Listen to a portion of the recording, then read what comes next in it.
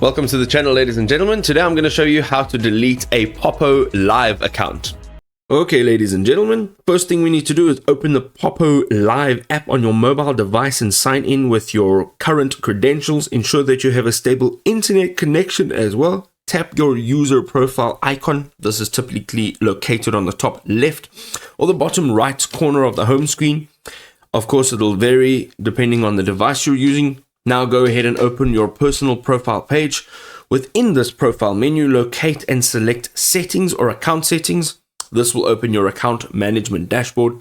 Look for the section labeled account, privacy, or profile management.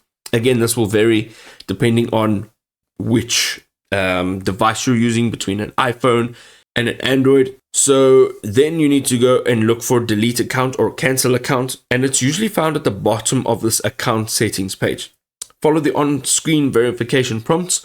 You may need to also enter your password, complete a security check, or even verify your email to proceed with a deletion. Your Poppo Live account will now be deleted.